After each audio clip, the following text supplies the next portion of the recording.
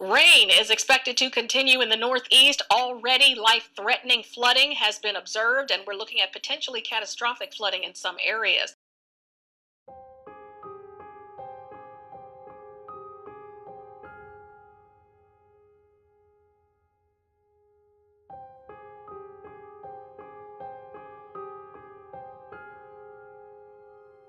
Wherever the river flows, life will flourish with great schools of fish. For the river is changing the salt sea into fresh water. Where the river flows, life abounds, as fishermen will stand shoulder to shoulder on the shore to cast their nets.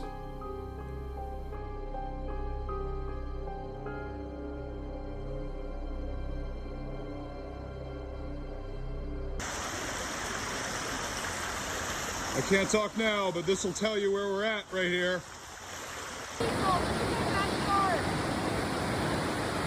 This is unbelievable.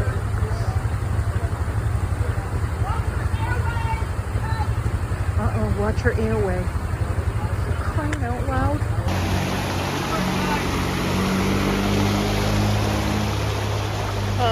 Yeah. It's time to evac.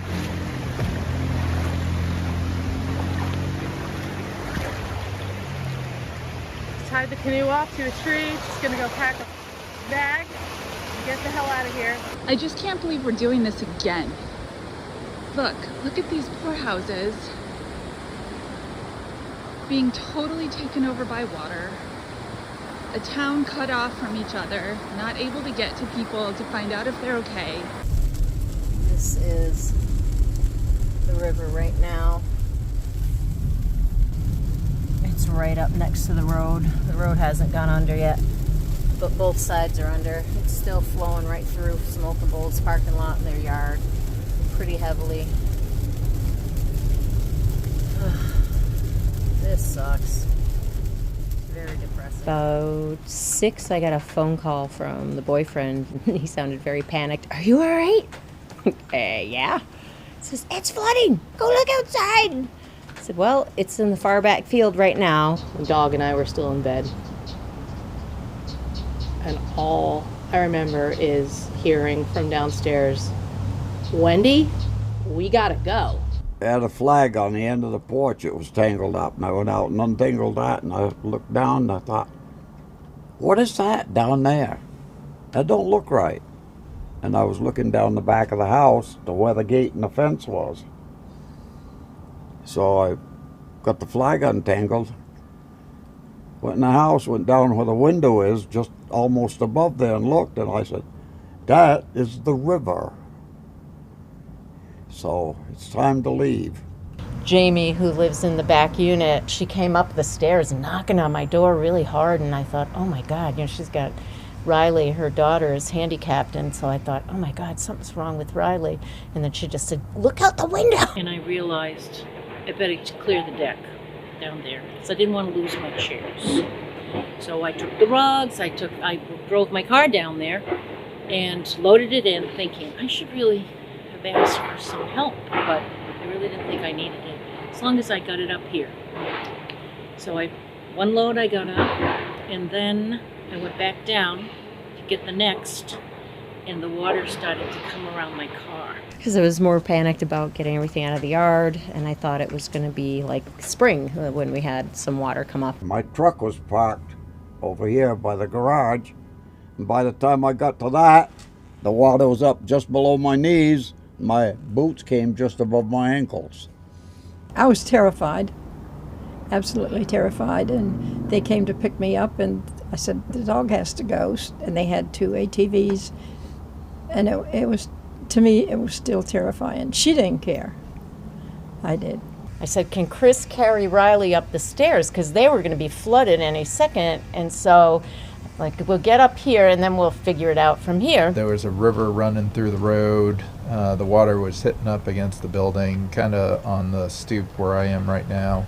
All I remember is Jeremiah walking up to the house, like knee deep in water. We all knew it had been flooded, or I did. My house was fine. So on to Depot Street I went to help all the locals. The water came up really fast, and the decision to let the birds out or not came. And I was really not sure what to do because we all know chickens are not big swimmers. They can do a little bit for a while, but there's really nowhere for them to go down here. The first responders came, and you were the canoe people. Somebody asked me, we need a canoe. And I said, oh, Stephen and Wendy have a canoe, but I don't know where they are. And then you came across the green. We tied off a whole bunch of other things to trees or what have you, but we didn't have time to do that with the canoe, so Steph had thrown it on the car. And luckily we did that because we were able to lend it to the fire department to evacuate a disabled girl and her family that live right up the road from us. And just to watch that happen,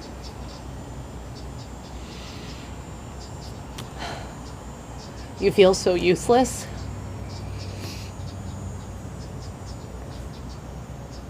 And you watch all these people doing whatever they can to help you and to help others get to safety. And it was kind of a bizarre moment in time where everything kind of stopped and we all just cared. And then everything receded until, 4, 5 that night, and then all hell broke loose. Up until about 30 minutes ago, look at how much this rain has just exploded over the region there. Some areas could see some very heavy rain in excess of 3 inches. Can't get there from here, a phrase people in central and southern Vermont have been hearing all day. You can see this river behind me on 103 is moving fast, and that bridge is about to wash out, making Ludlow even more isolated. We have not seen rainfall like this since Irene, and in some places it will surpass even that.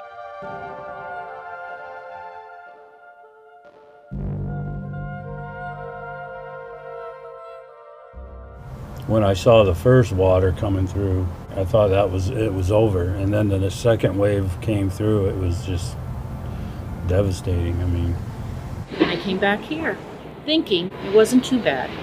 A lot of water. But then the fire department came and asked me to come out. And I went back to Diane's and listened to it rain and rain and rain until I thought I was going to crawl out of my skin. And then the second barrage of rain came and the dams let loose.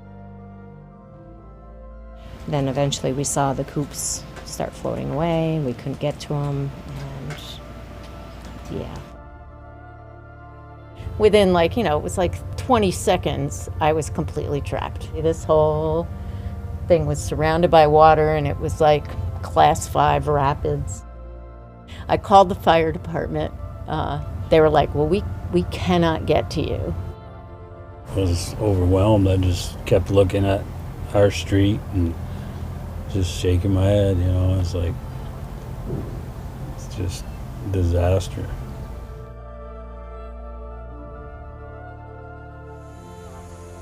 Then we had to move from the church to the schoolhouse because one of the other evacuation sites also needed to come to the church because they were starting to take on water.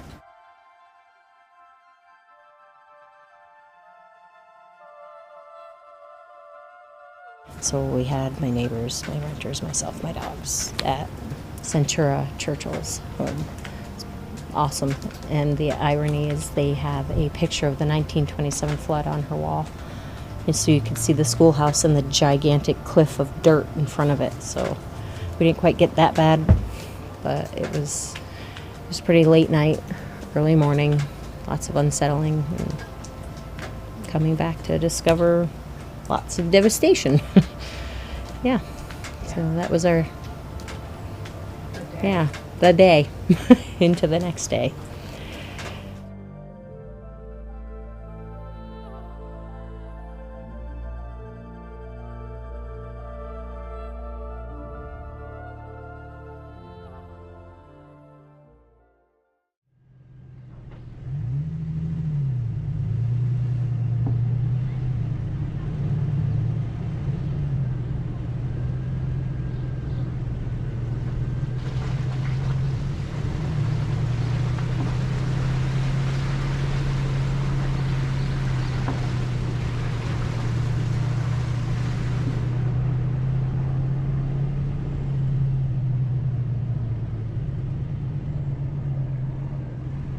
I remembered when I think I was 3 or 4 years old, my father driving down the street in the flood of '74.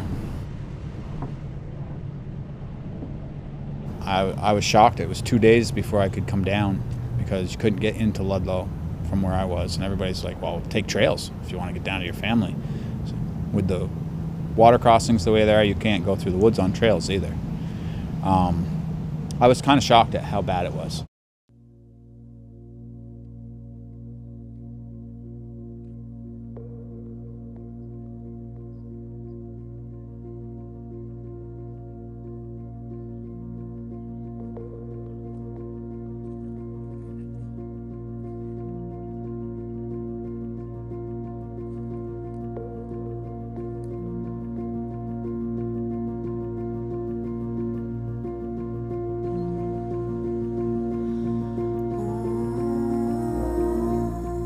Can't even get in this one yet to see if anything's alive, but I highly doubt it. I don't hear a single peep.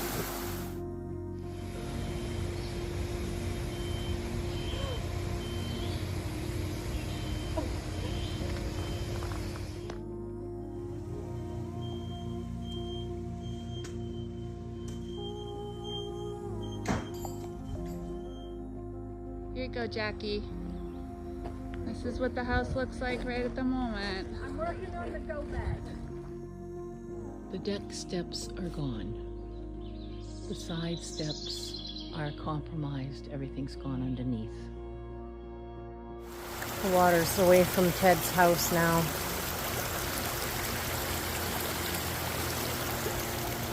I feel so sick to my stomach right now.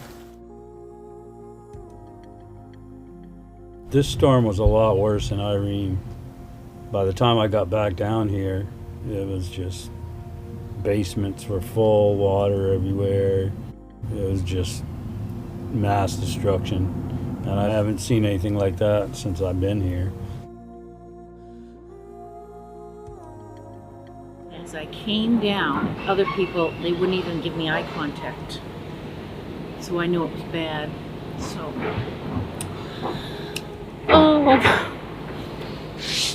so the driveway was gone just like in Irene, and that's nothing really. It's just I didn't want to do it again.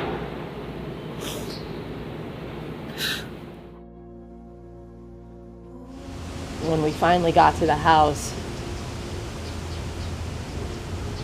I kind of just broke down. Because as much as you mentally prepare for it, and as much as I can tell myself, it's just things, it's just a house, it doesn't matter, we're all safe.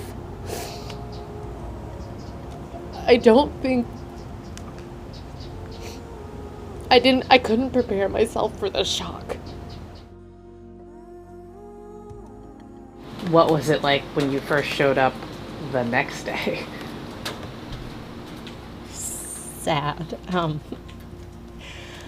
I'm a huge animal lover, so just seeing that was hard. It's still hard. I feel like a big sob. It's just, farming, sometimes you lose animals, but not like this. This is really hard to deal with because my 9-year-old had hope through the night. No, Mommy, they're in the very top. They're in the loft. They're going to be okay. And it just hurt so bad to have to tell him, all that hope is gone. As it was, I lost the use of my tractor. The water dug a hole and set it down in it and then drowned it. But we were lucky. I guess we're the only people in this section of the street that didn't get water in the house. It's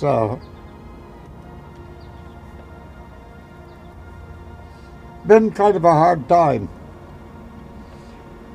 I'm not blowing my own horn, but I'm 90 years old, and I just can't. I'm like the old cowboy. If I can't do it from a horse, I'm not going to do it. And that tractor's my horse, so. I was up at 4 and I came down and was taking pictures with my iPad of everybody's property. And then just asked Terry, I got a pump, let's pump out your basement. And that's when it all began. We kind of went into like, we got a big job ahead of us. Let's just try to move forward and be helpful.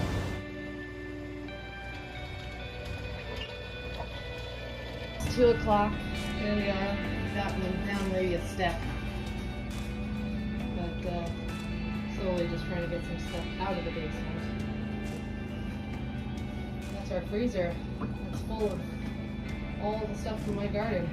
Yes, shovel, muck, clean, scrub, cut, all of it. And then it was a trickle-down effect. We got basements pumped. Then we had to empty basements of debris and stuff. And then we trucked all the stuff to the dump. It was like a blur, literally a blur. I remember losing days. It was Thursday and I thought it was Wednesday or something. I think Wednesday I sat and cried on the porch just because of the goodness of people. How everybody swung into action. Jeremiah was over here pumping. He was everywhere. And the church. And it was just one day went into the next. And I got used to getting a breakfast sandwich in the morning. Cavendish needed people to deliver water and food out back roads, which we were able to feed those workers too, which was really nice. I saw guys that looked like big, rugged, hardened dudes get teary-eyed just at the generosity that somebody was looking out for them and thinking more than just you're getting paid to do your job. Because the kids from the church helped a lot, and they got to witness a lot of that appreciation. People just got out and started doing things. They're like, they weren't waiting for permission, they weren't waiting to be told what to do. I'd probably be at the very first stages right now if I didn't have help from the community, you know. We're it. We really are. I mean, the volunteers who came to help and us. There was a pretty amazing job done by the local Baptist church becoming a disaster center. They had their pews filled with supplies and acted as a shelter for people who had been forcefully evicted from their homes by the storm.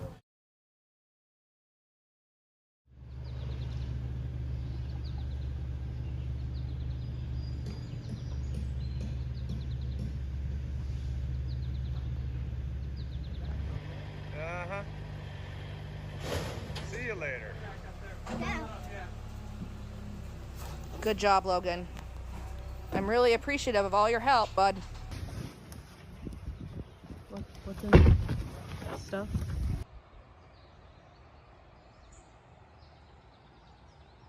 A flood like this takes years to recover from.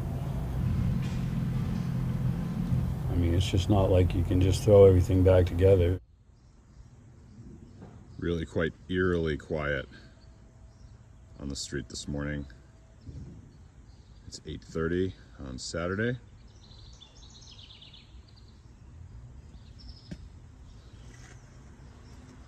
It's this like quiet war zone. Maybe everyone's out to breakfast. It went from crowds of people here helping to, if we had tumbleweeds, they would have been rolling down the streets. There's nobody here. I drove down here today and I've seen so much improvement in so many other places because it's about a 45-minute drive from my place. So I got to watch a lot of different areas in different stages improve. And did you guys get forgotten? Is what it looks like to me.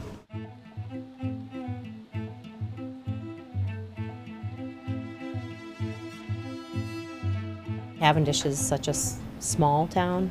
It's like the little sub-town off to the side of Ludlow, so people don't think of it much, I guess. They think of Singleton's, our one-stop shopping and guns, ammo, whiskey, and they don't think of the rest of the people down here, so. But we're here. We're all still here.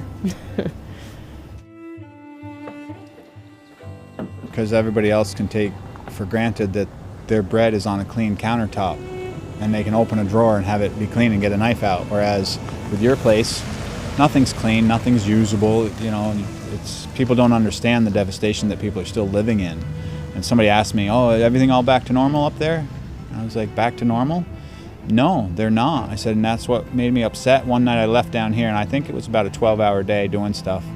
And I was tired, and I was rolling home, and I got to Ludlow, and I looked at one of the Main Street bar hotels that was there, and I saw all the people having a great time standing around, thinking, you should be dirty.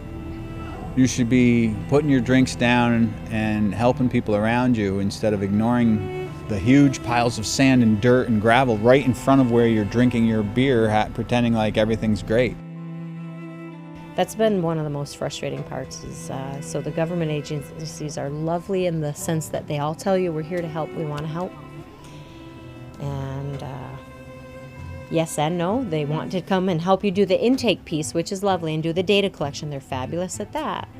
However, some of their staff are woefully underprepared to tell you the truth when they say, oh sure, we can do that, we can cover that. When Irene hit, FEMA came around, and I didn't have flood insurance at that point, and they helped me out a little bit right away. So they've had time to actually deal with these types of disasters, and it seems like they're right back where they were. They're not, nobody's doing anything financially, you know, it's just forms and emails that never get answered. I had flood insurance that covers the structure, and the gentleman who came on site to inspect says, oh, we'll cover the basement stuff for you. You can't. I already had read the forms, it says that. What I need help with is the contents, because they cover none of my outbuildings. All of my tools were in it. It covers none of the farming stuff. I think the government should have stepped up and started writing checks to these people and then ask questions later. I mean, nobody wants to take out loans, you know, at a 6.9% interest. A disaster like this, you need to jump right on it. I mean, you can't wait months and months and months. And then winter's gonna set in a couple months. So a lot of people are gonna be stuck. Got a bid of $40,000 to clean out the basement, and so I was kind of panicky, and I went and tried to get in touch with FEMA, but they couldn't understand my situation because I'm in a condo. They won't have any idea of if farmers will have help until September-ish, late September-ish. Yeah, it takes that long to get in touch with the federal government, is the statement from one of the young ladies. It's been, like you said, over a month, and I've called my insurance company on 3 different or 4 different occasions to try to talk to a so-called adjuster, and I've left messages. I've actually called my mortgage company and had them call them, and they couldn't get a hold of them. It's like these people just went into hiding or something because you filed a claim. Pretty much everything in the basement was mine because I'm the only resident here that this is my full-time only house. So yeah, and I have no more pictures of my children's childhood. The only basement is right under my unit, so it's pretty gross still. And I don't think we're gonna get cleaned out for, I don't know, another 3 or 4 weeks. Yeah. And yeah, so I just sat on this bed over here, and then I thought, I didn't think I would sleep, and then I passed out finally, and I woke up and I was like, it's kind of quiet. I couldn't get back in. I don't even know how many days. I mean, I don't know about you, but I've lost track of time and the days, and my unit is in great shape because it's the top 2 floors, but it is filled with mold, I guess, because I did a mold test, and it's, you know, so it's not really habitable right now. It's kind of crazy because obviously sitting here on a stoop that's still cockeyed, and there's still a lot of dirt and destruction around us. Like at this point, I thought we would have at least been at a point of rebuild, but we're still at a point of remediation. So I have a feeling it's going to carry for another week or two, and then we'll finally get back on our feet. But that's the part that you just don't realize, that even after 28, 30 straight days of effort, that you could still be at a point of waking up and being amazed at how much more work needs to be done because of the level of destruction. It's still not over. Last night she heard the fire alarm go off. Scared me to death. So I was out here looking for the water in my underwear.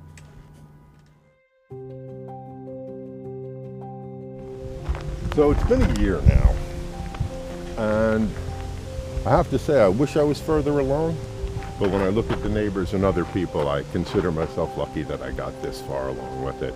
So let me show you around. So the water in the house got up to about this high, and then the door decided it just didn't want to be there anymore and kind of flopped off that way. Imagine that the water was right where that blue line is, because that's where the water was. And if you draw a line straight through there, you realize that it goes 3/4 up the window. And the water was about 5 or 6 feet deep here in the back of the house while it was running. Ran for about 8 or 10 hours. So caused a massive amount of damage to the framing. All of this foundation has been replaced and is now poured concrete. Oh, welcome, come on in. Still not quite finished, but all of this has been redone and about to have carpet put down. It's a long, drawn-out process. Yeah, everything has to be done. And in a lot of times, in a lot of cases, it's on you. Oh, it's pouring rain.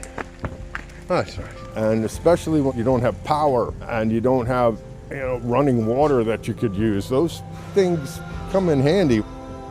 But the smell, I still smell it sometimes. I do.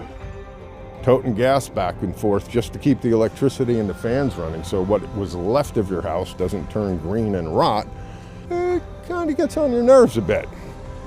Almost got it out. Almost done. It's like running a marathon, not a 100-yard sprint. And that's the part that really wears on you, because at mile 20, you just want to sit down and stop. And you realize there's no stopping until you run through the tape at the end or past the guy with the stopwatch in his hand, Where the water came through from the front of the house, this is where it blew through the wall.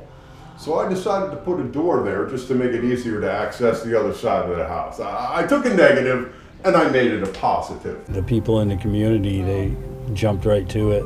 But everybody was so nice. Yeah. To see so many people pull together and have the opportunity to actually not focus on your own life and do something that's bigger.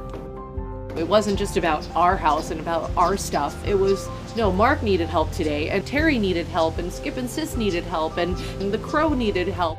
I think it was great how people realized what was going on and concentrated on the houses at first, that, okay, this house can be up and running. There's no reason why these people should also have to be at a shelter. They only need this much.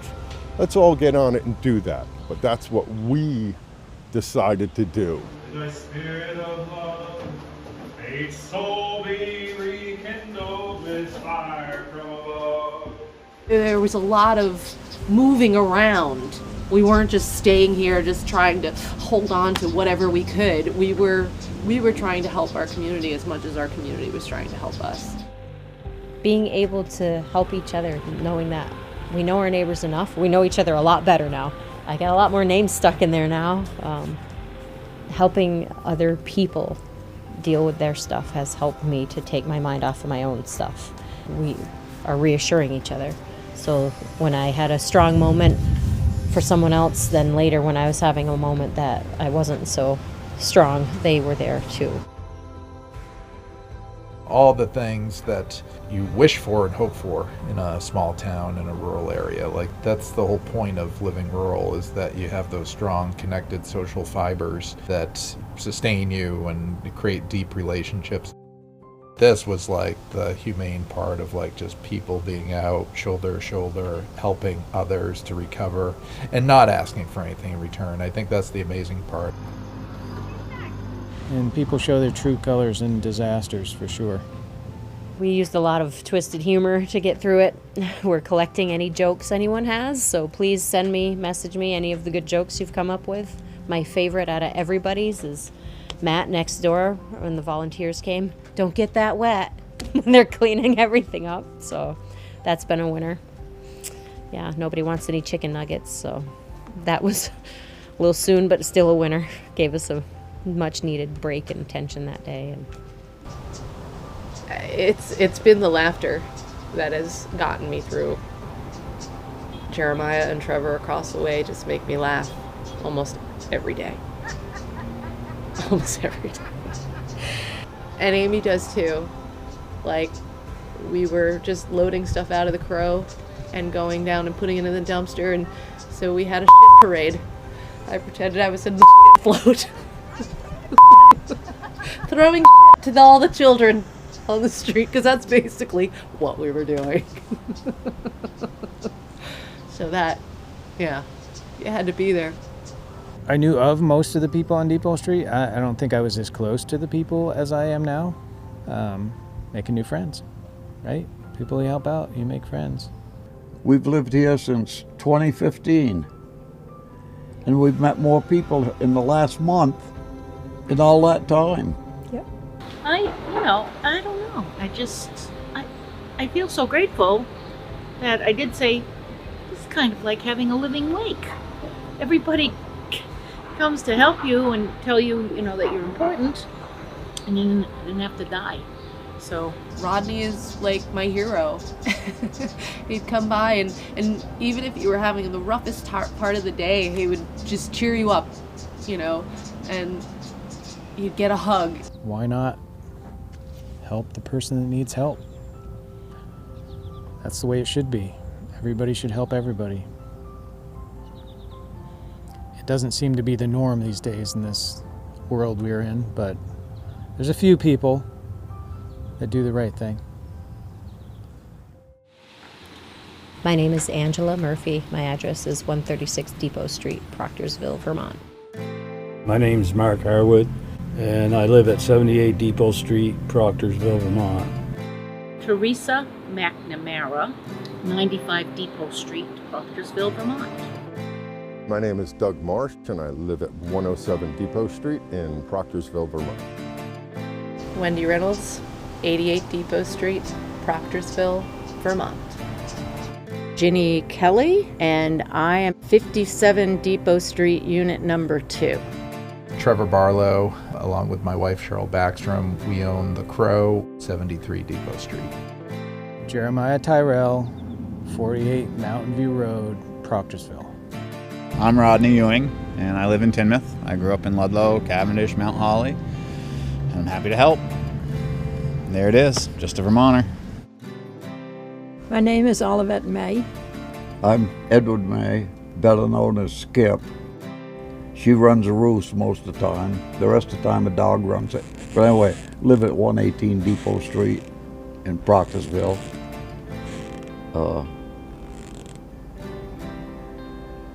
It's where the best people in the world. I gathered, and it's not, I shouldn't say this, but it's not in Burlington, Rutland, Montpelier, St. Johnsbury, or anywhere else. And I don't believe any of them people up there know we exist. But we sure got a hell of a lot done.